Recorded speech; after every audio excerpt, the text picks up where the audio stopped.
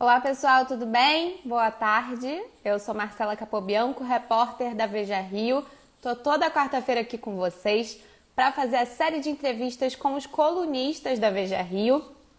Toda quarta-feira, 4 da tarde, eu chego aqui pontualmente para a gente bater aquele papo, saber, né, como vai ser esse mundo pós-pandemia, que ninguém sabe direitinho como que vai ser daqui para frente. Hoje eu vou conversar com o Fábio Schwarcwald, ele é diretor do Museu de Arte Moderna aqui do Rio de Janeiro, que ainda está fechado. Vamos saber se tem data para voltar, né?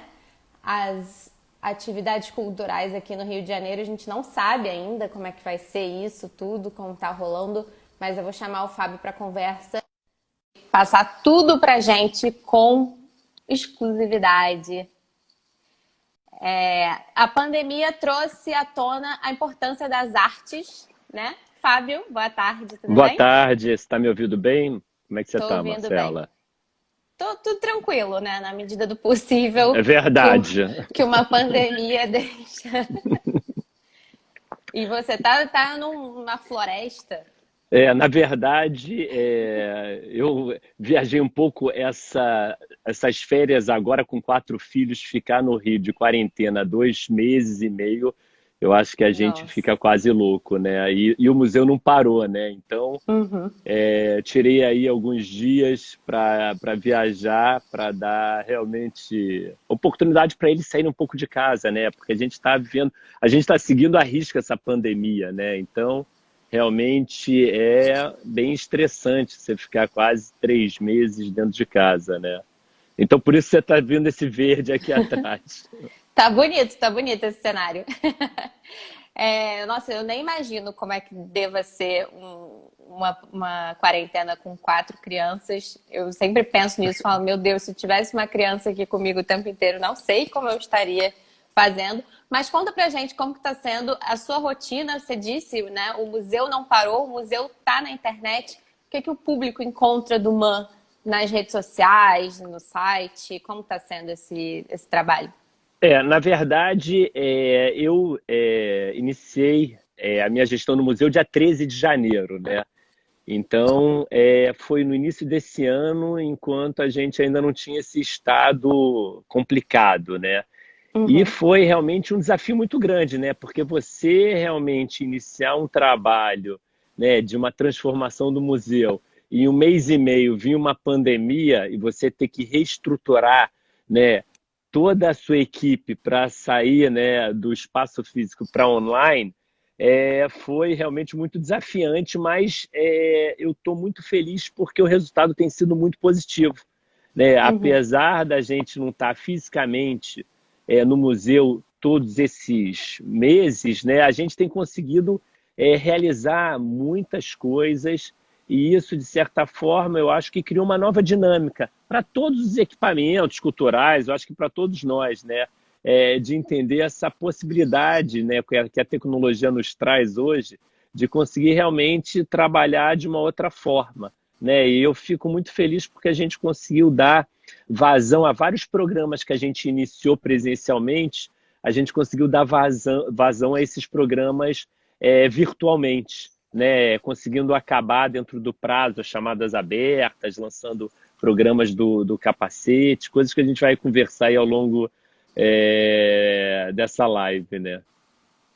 Sim, primeiro deixar um abraço aqui para todo mundo que está assistindo a gente: Denise, Tati, Esther, Joca, Gabi Freire, Júnior Gago. Obrigada, gente. Se quiserem mandar pergunta para o Fábio Schwarcwald, que é diretor do MAN, economista, fiquem à vontade aí nos comentários. Uma data de retorno para o MAN a gente ainda não tem, né?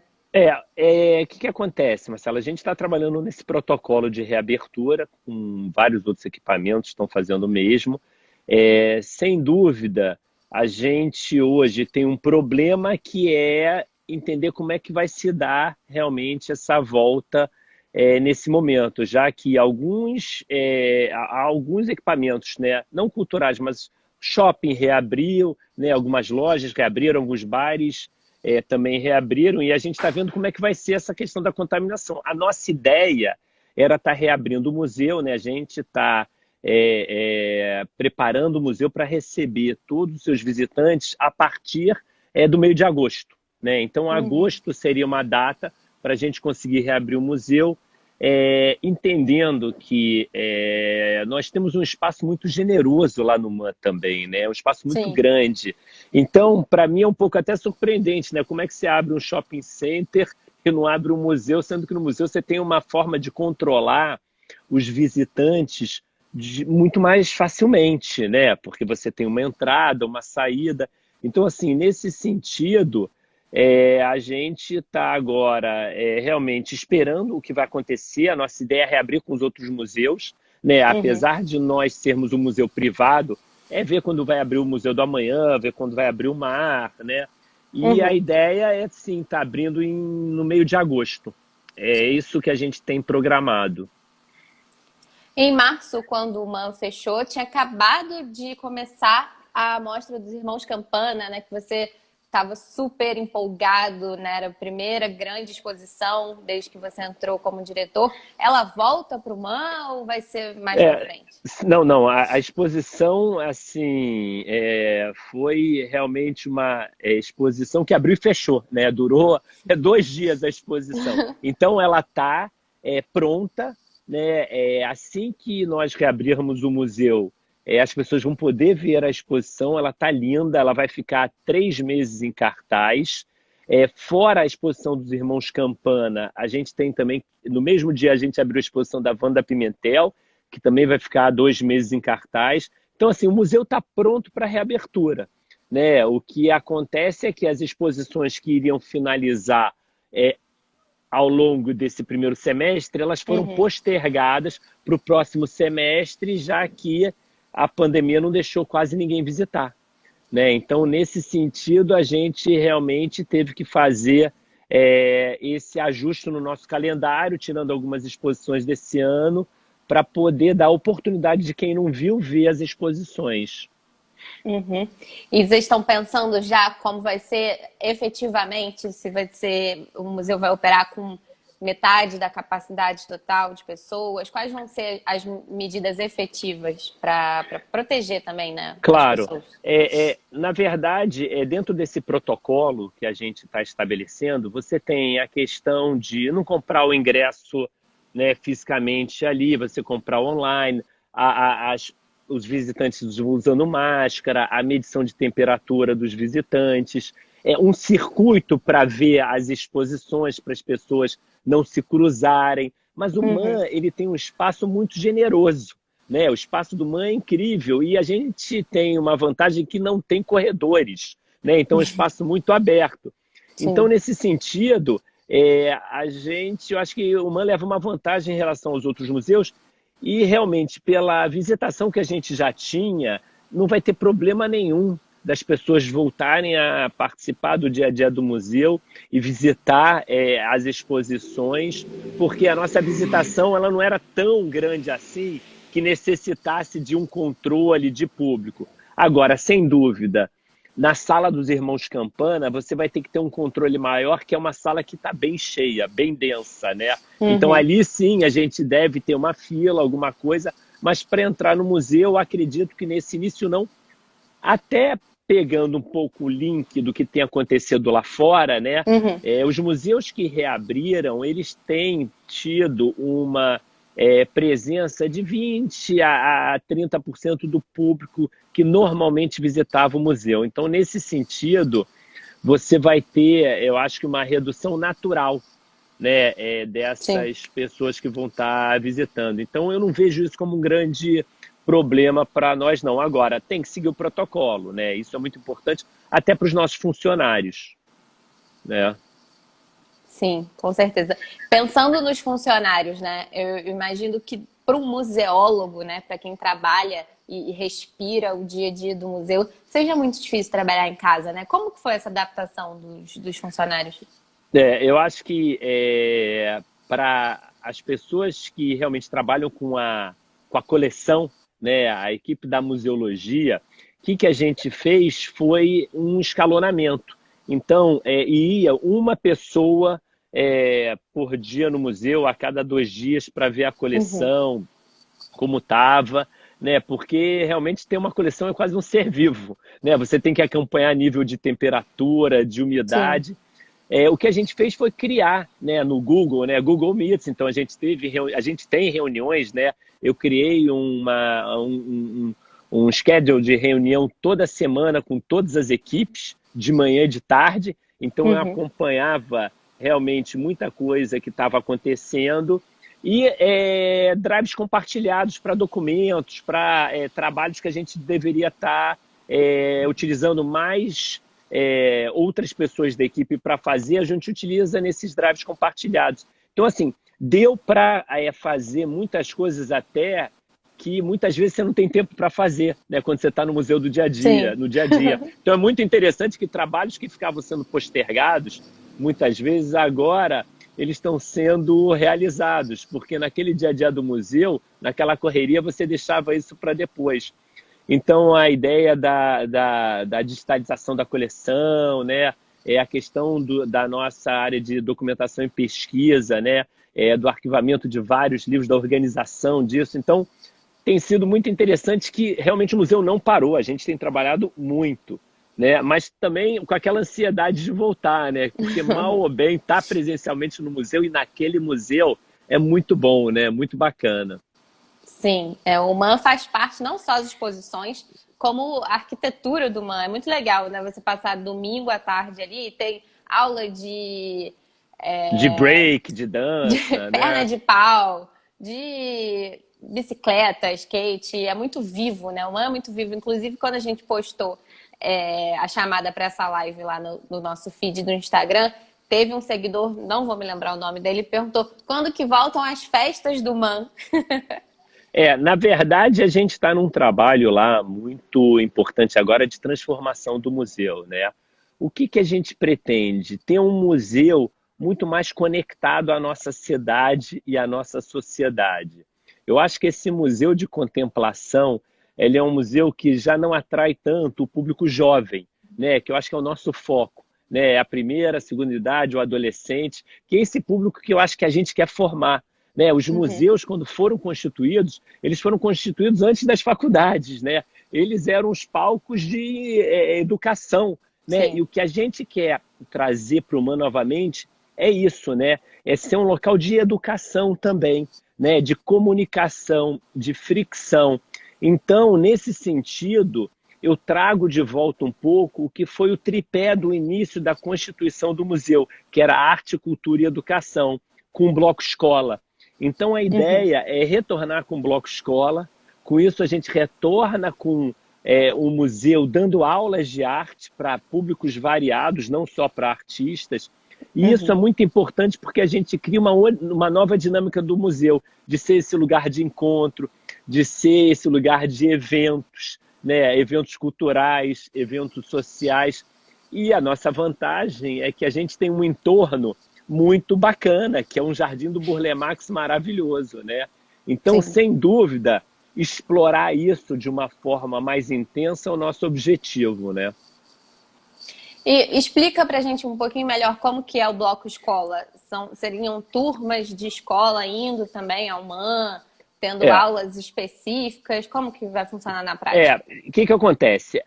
A gente ainda está estruturando isso. No passado, o Bloco Escola, como foi formado, na época do Ivan Serpa, né, Anabela Geiger, Lígia Uhum. Pape, Portinari, tinha turmas que se reuniam de alunos e estudavam lá, era uma turma por dia.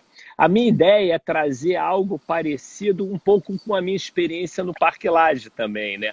Você ter Aham. várias turmas, né? No turno da manhã, no turno da tarde, no turno da noite.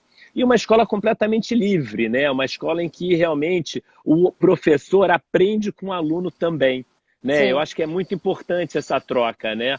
Então, o nosso objetivo agora é primeiro limpar o espaço, né? Já que hoje o espaço está sendo ocupado por parte da coleção do museu e a outra parte da coleção da Cinemateca. Uhum. A gente abriu um espaço novo para guardar o acervo da Cinemateca, está tirando todo o acervo da Cinemateca ali de dentro, vai tirar as coleções também que estão ali dentro, e aí a gente vai analisar como é que está o espaço físico. Dá para a gente começar os cursos ou não?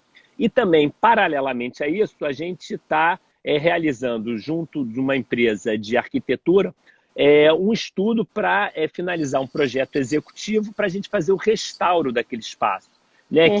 Que o MAN, na verdade, começou com um bloco escola, onde tinham exposições e aulas.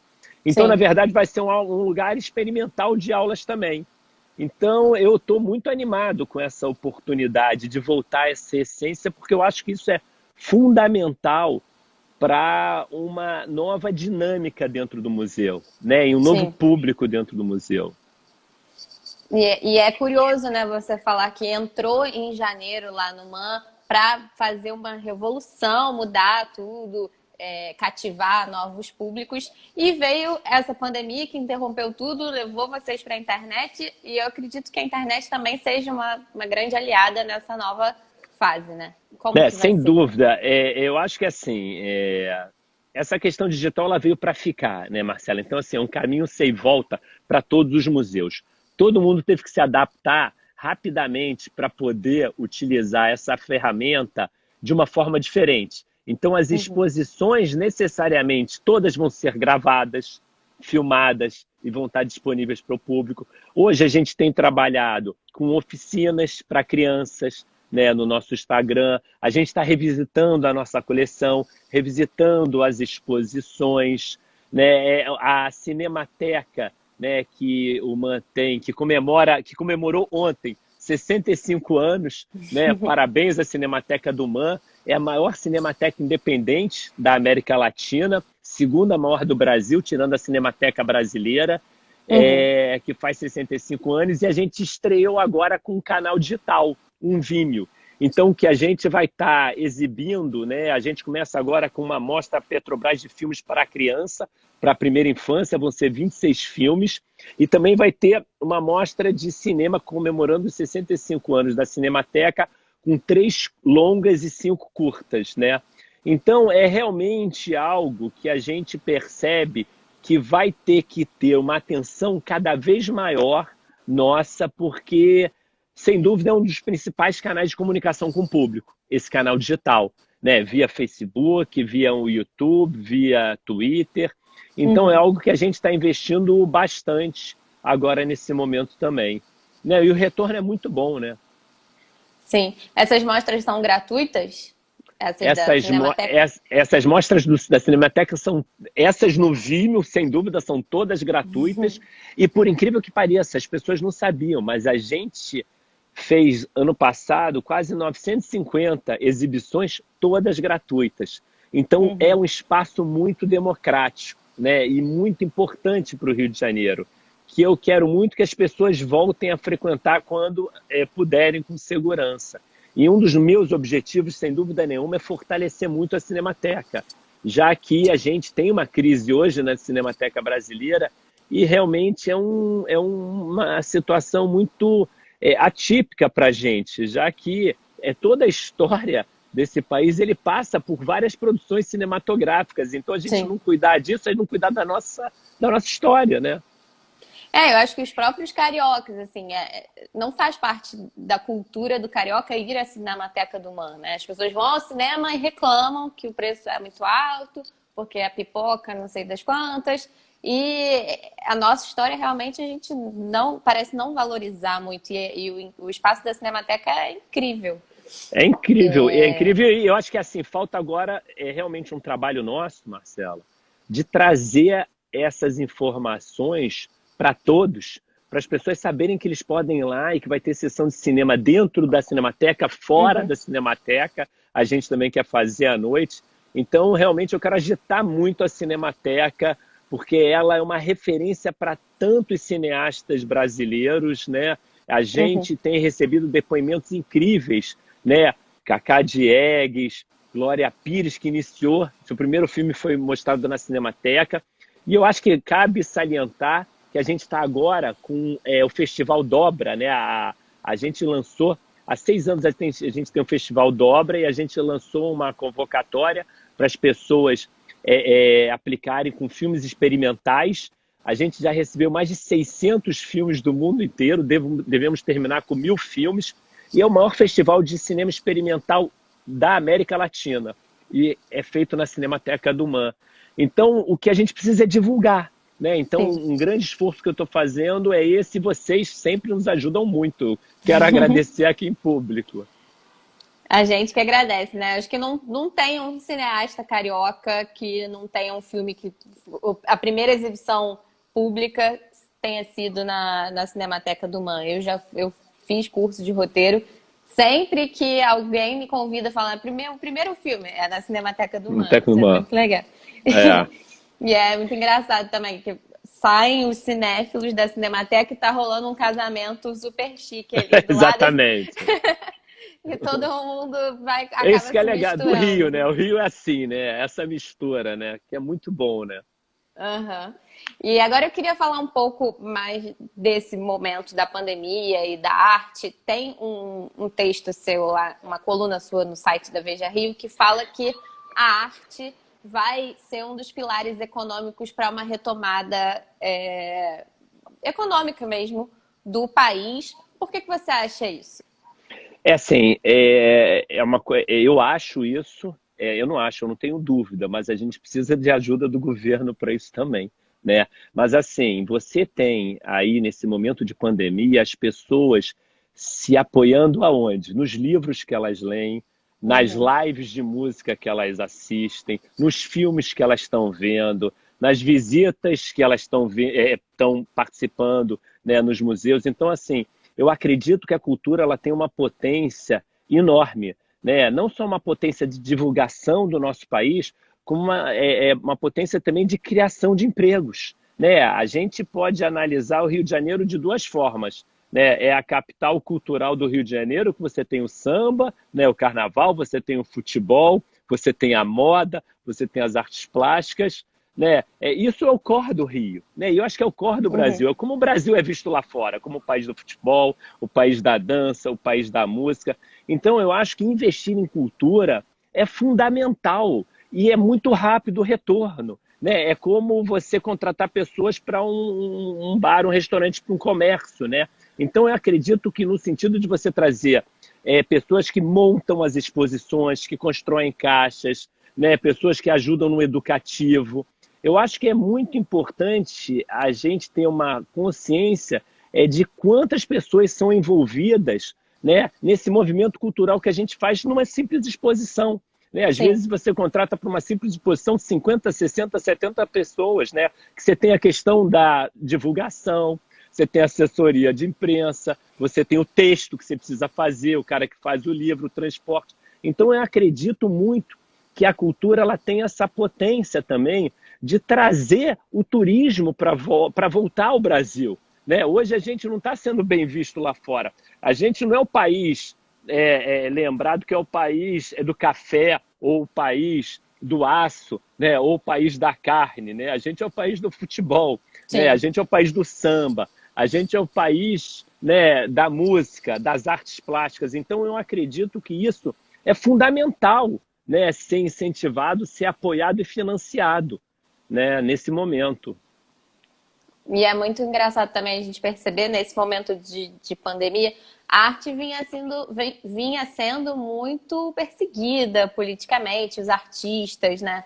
Uma desinformação muito grande sobre a questão de leis de incentivo. E aí veio a pandemia, parou tudo, foi o que você falou, e é muito engraçado perceber como a arte vai penetrando em todos os caminhos, né? O que tem de atores e artistas plásticos usando as redes sociais como plataforma agora nesse momento não está no É, gibi, né? Pode não, falar. e assim, e eu acho super interessante porque dá oportunidade para várias pessoas que não tinham muito contato com esses artistas conhecerem melhor a história, né? Entenderem um pouco mais do trabalho deles, né? Então, eu acho que essa situação que a gente vive hoje trouxe uma novidade muito grande, que é realmente todos poderem fazer uma. Tem uma travadinha, gente, para variar aquela travadinha básica das lives. Vamos ver se o Fábio volta. A Daniela Oficial está perguntando aqui: poderíamos ter um cine drive-in no MAN ou no entorno? Quem sabe, né? Cine Drive-In, que aliás está boa forma das pessoas terem cultura fora de casa durante a pandemia. A gente tem, acho que 3 drive-ins na zona oeste do Rio de Janeiro. E a gente vai perguntar para o Fábio o que ele acha dessa ideia no MAN. Deixa eu ver se eu consigo voltar com o Fábio aqui.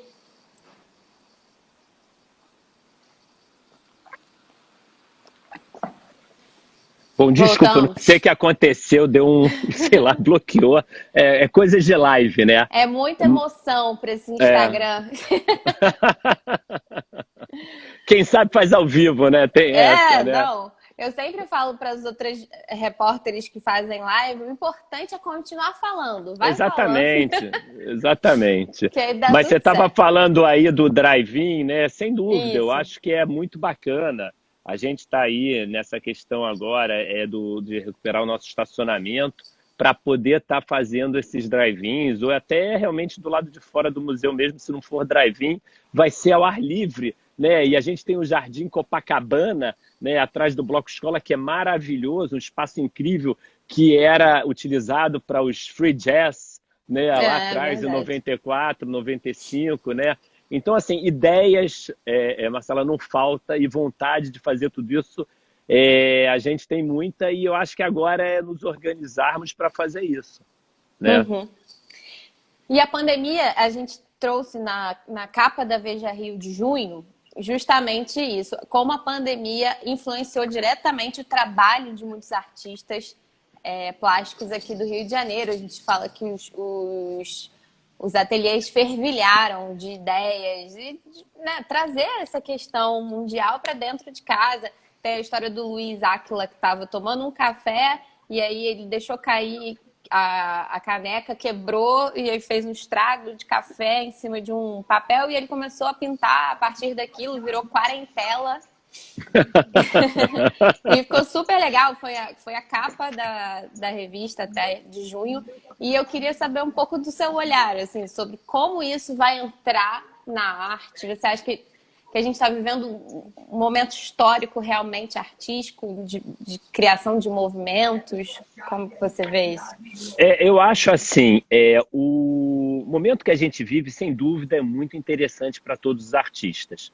Uns produzem muito e outros também se fecham, né? Sim. Eu acho que nesse sentido a gente tem uma situação agora que realmente é ainda muito cedo para a gente entender o que vai vir desse processo, porque a gente ainda está no meio, Marcela. A Sim. gente não sabe ainda quando isso vai acabar, né? Então o que eu percebo é que existe um movimento que já era feito de muitos artistas que já previam situações como essa, né? Eu acho que os artistas eles têm uma capacidade e uma sensibilidade de entender um pouco o status quo, né? O momento que a gente vive e produzir em cima, que seja com questões políticas, raciais, democráticas, plurais, né? E eu acho que, sim, a pandemia vai trazer uma produção incrível, que, sem dúvida, eu acho que daqui a pouco a gente vai começar a tomar pé disso, né? E é algo que, para alguns artistas, tem sido uma força motriz muito grande de produção, né? E ele se dedicando, estando fechado no ateliê, sem precisar. Porque o que acontece? Esse mercado de arte, ele mudou muito. E os artistas, eles foram demandados para estar participando de aberturas de exposição, para estar participando de feiras, para ter que produzir um trabalho para vender em determinada feira. E eu acho que eles tinham pouco tempo para estarem quietos consigo mesmo, produzindo. Eles estavam mais, na verdade, dando vazão à demanda, né, que Sim. tinha sobre eles. E eu acho que agora eles estão no momento realmente de se voltar para dentro, né, voltar a pesquisar e começar a produzir de novo, numa outra situação, o que eu acho que é muito bacana, né? Então eu acho que vai ter uma produção muito rica nesse momento.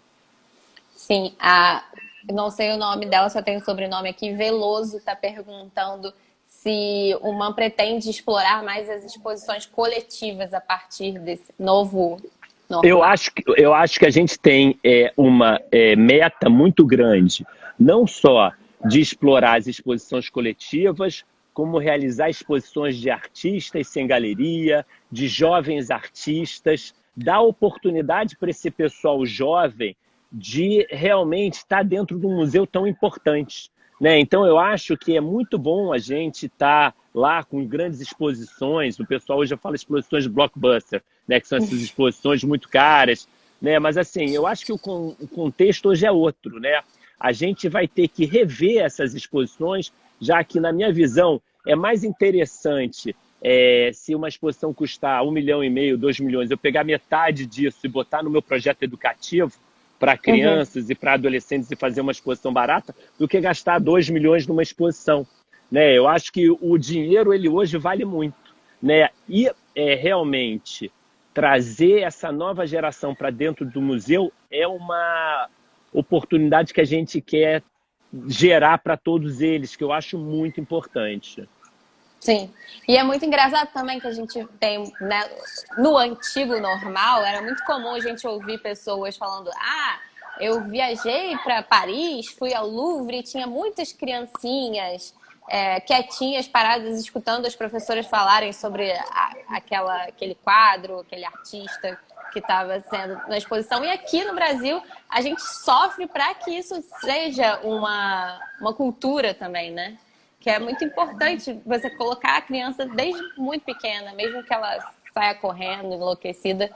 Mas é bom ter esse primeiro contato, né, com a arte.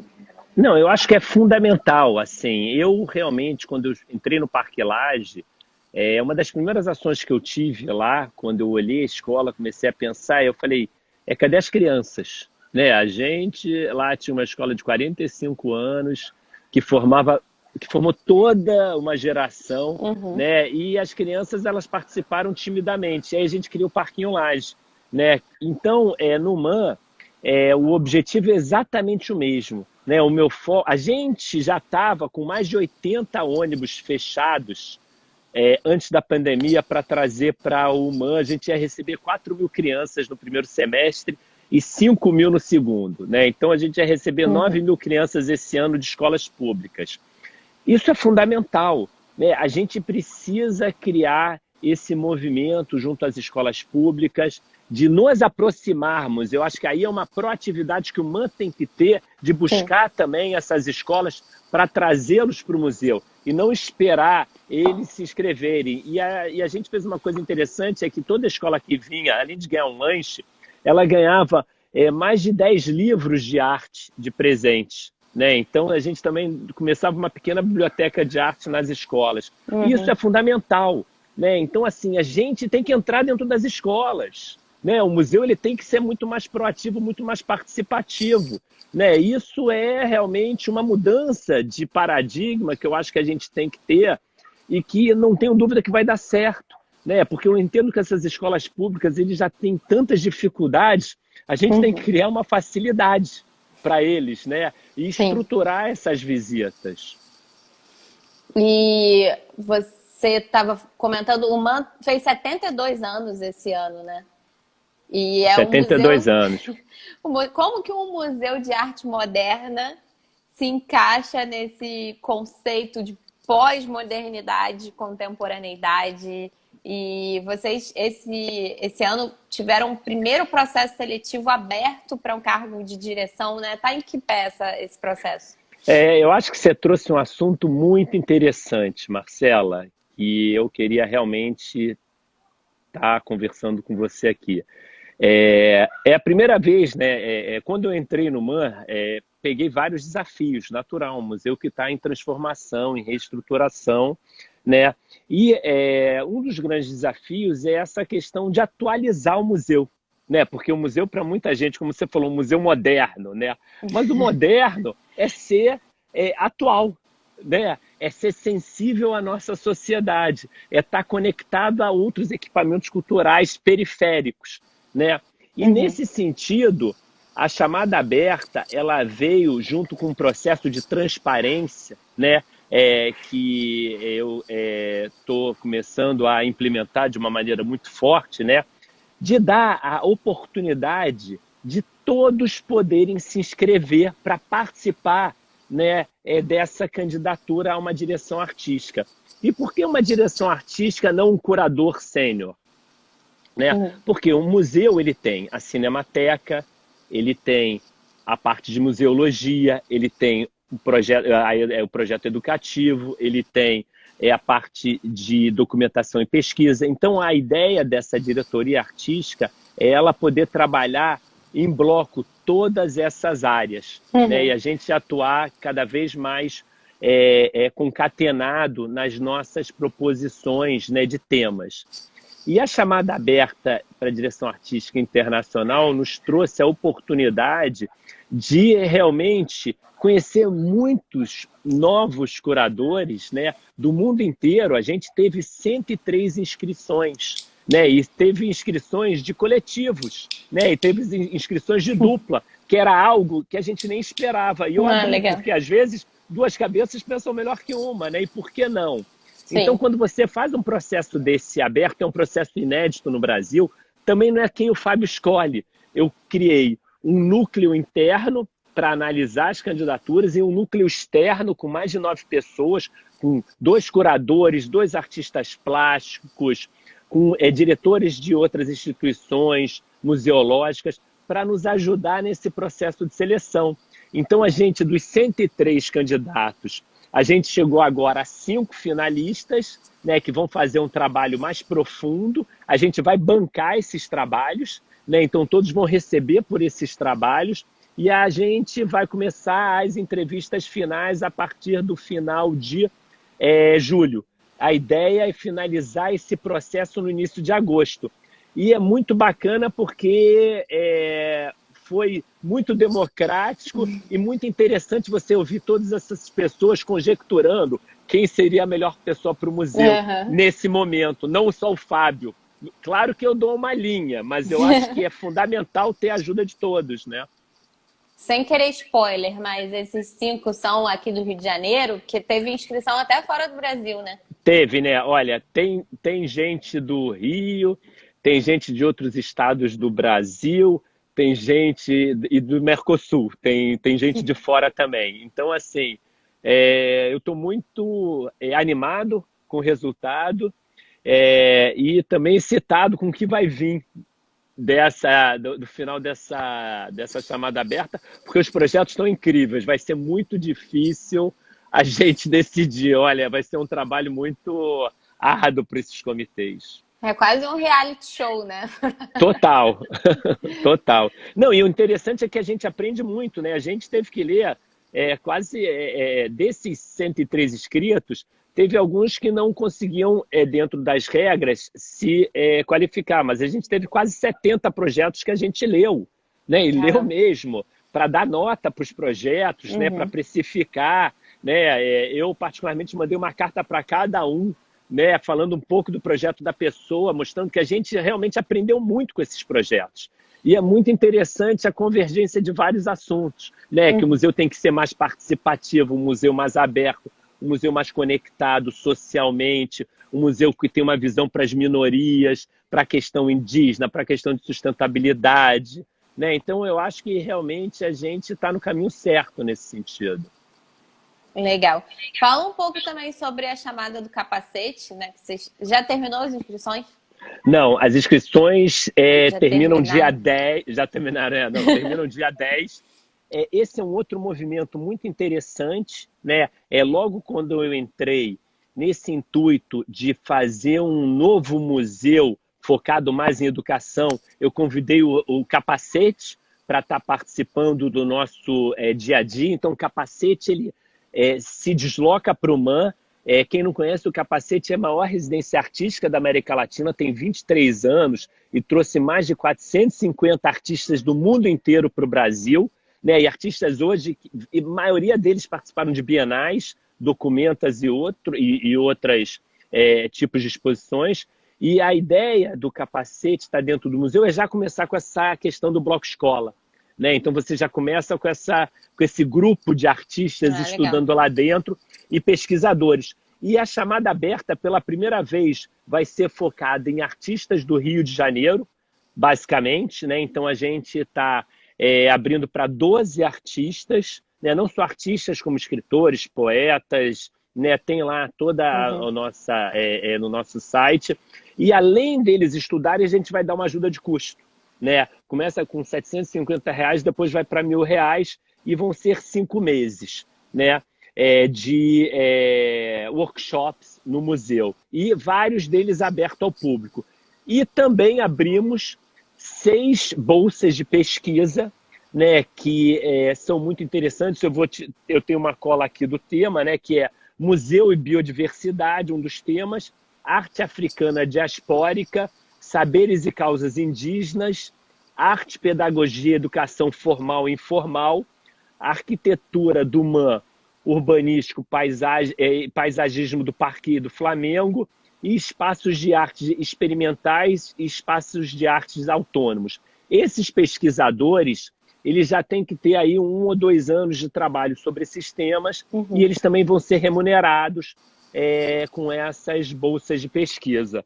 Então, é outro movimento que a gente fez, e tudo isso, né, Marcela, no meio da pandemia, né? Então, e eu lancei, né, a convocatória do Festival Dobra, né? Então a gente lança 3 convocatórias para a chamada artística, para residências artísticas de pesquisa e para o cinema, para o Festival Dobra, no meio da pandemia. Então, assim, é possível trabalhar bem no meio da pandemia, né? Eu acho que essa foi a grande descoberta, assim, principalmente dos patrões, dos empregadores, que dá para trabalhar de casa, né? Que minha casa virou meu estúdio da Veja Rio. Com certeza, né? E o que eu acho importante também a gente falar que todos esses projetos são pensando para furar bolhas, né? Para trazer as pessoas de fora, né? Dando ajuda de custo. Isso é muito importante, a gente ter uma arte que agregue, né? A nossa cidade, que é tão desigual.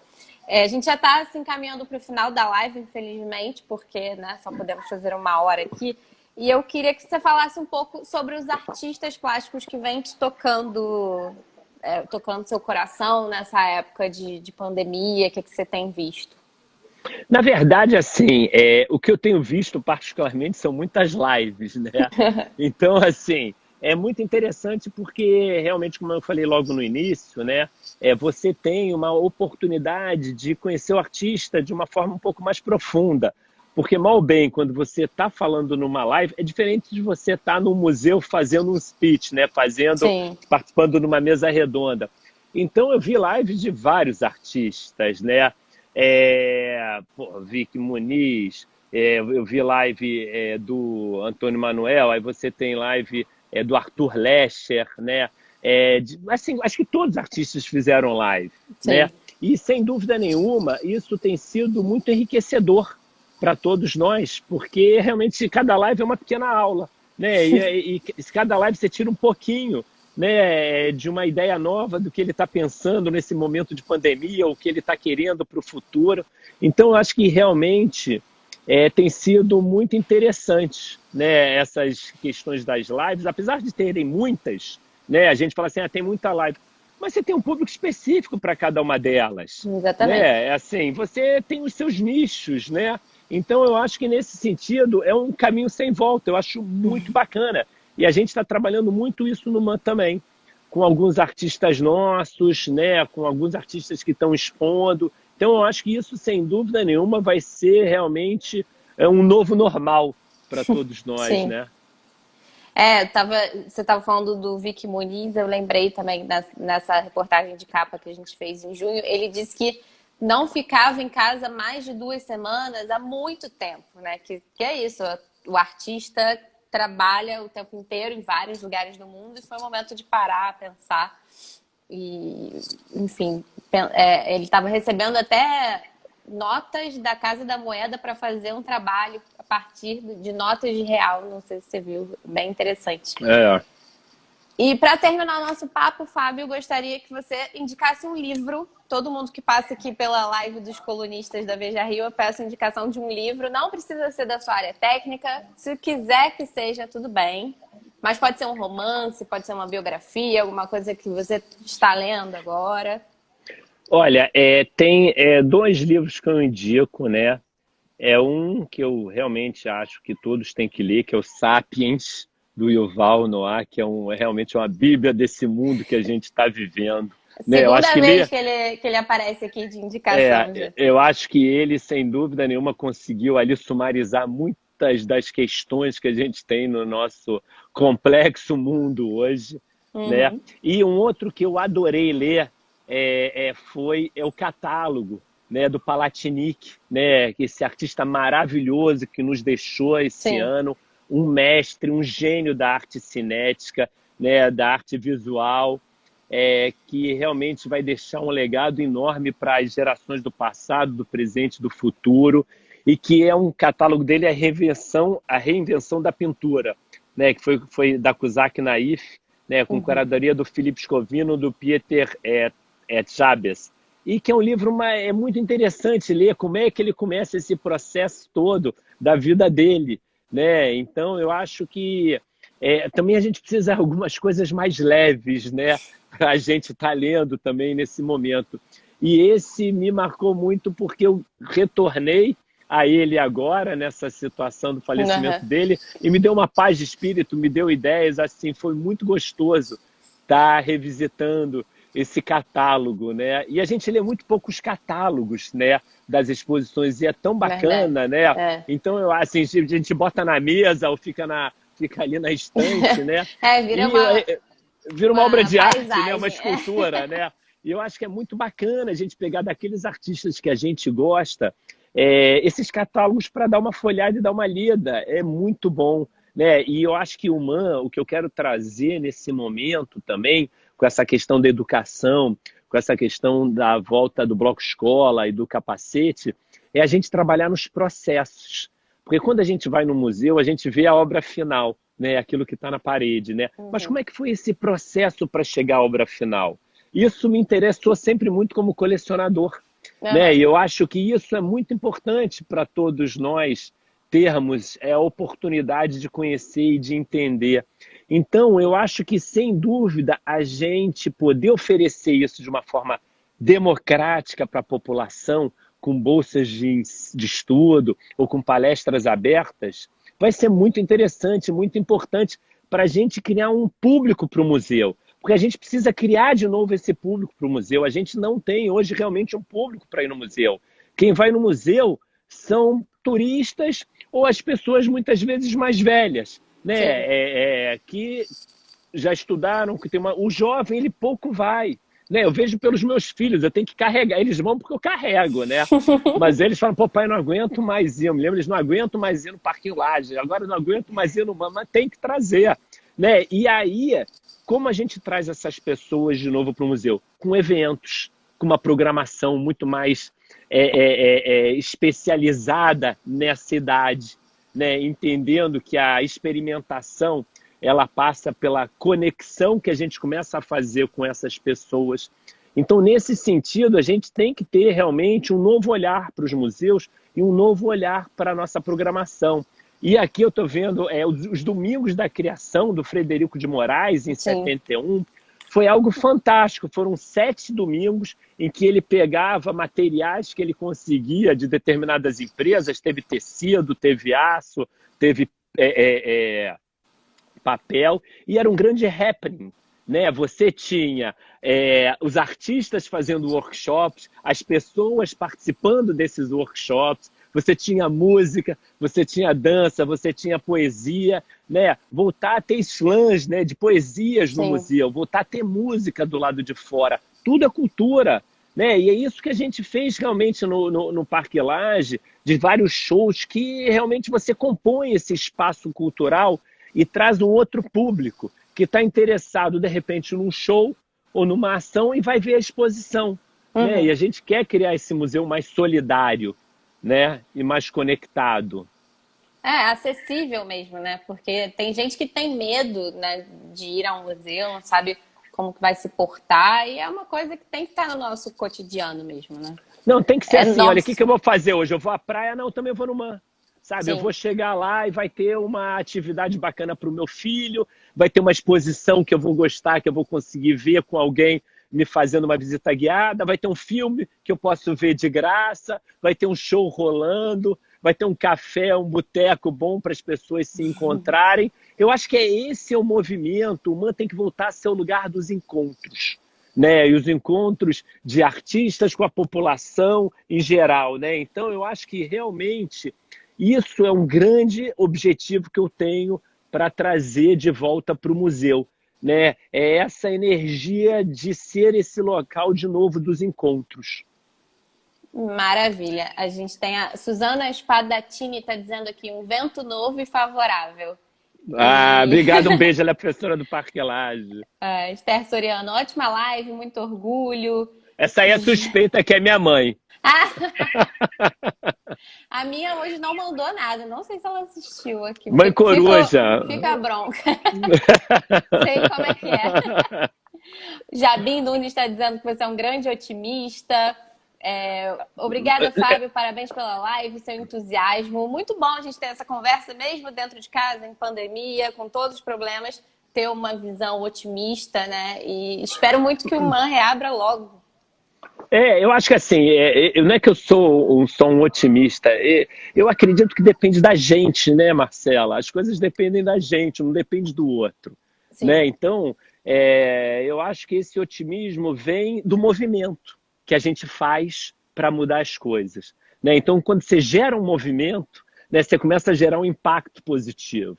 E esse impacto positivo começa a emanar para as outras pessoas. E essas outras pessoas aderem a esse movimento também, né? Então, eu acho que acreditar no nosso movimento positivo é transformador, né? Então, eu acho que, nesse sentido, esse otimismo ele tem que fazer parte o tempo todo da gente, por mais difícil que seja o cenário, senão a gente fica estagnado, senão a gente para e aí começa a reclamar, né? E assim, a gente tem que fazer e vai fazendo, mesmo com problemas políticos, com problemas de pandemia. A gente no museu lançou 3 chamadas abertas, né? Estamos trabalhando mais do que antes. Então eu acho que assim, a equipe do MAN está de parabéns, é uma equipe incrível que se adaptou rapidamente a toda essa mudança de cenário e deu conta do recado, né? E está dando conta do recado, e é muito interessante, porque eu trago uma equipe de fora, juntando com uma equipe de dentro, que a gente está mais em pandemia, a gente está mais afastado do que junto,